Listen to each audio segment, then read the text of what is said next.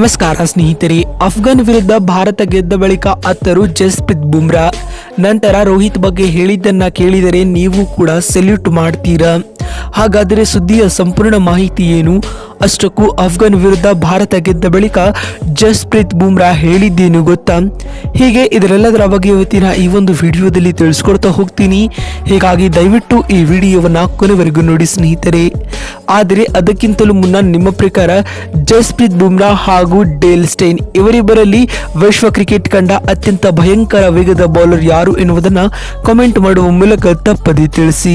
ಹೌದು ಸ್ನೇಹಿತರೆ, ಅಫ್ಘಾನ್ ವಿರುದ್ಧದ T20 ವಿಶ್ವಕಪ್ನ ಸೂಪರ್ 8ರ ಪಂದ್ಯವನ್ನ ಟೀಂ ಇಂಡಿಯಾವು 47 ರನ್ಗಳಿಂದ ಗೆದ್ದುಕೊಂಡಿದೆ ಸ್ನೇಹಿತರೆ.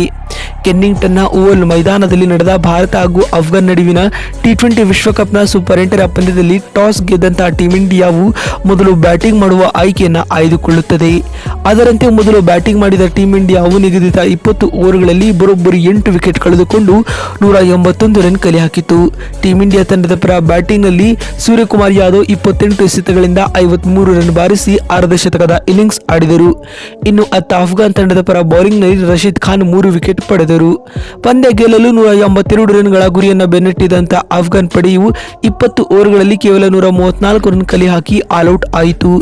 ಇದರೊಂದಿಗೆ ಟೀಂ ಇಂಡಿಯಾವು 47 ರನ್ಗಳ ಭರ್ಜರಿ ಗೆಲುವು ದಾಖಲಿಸಿತು.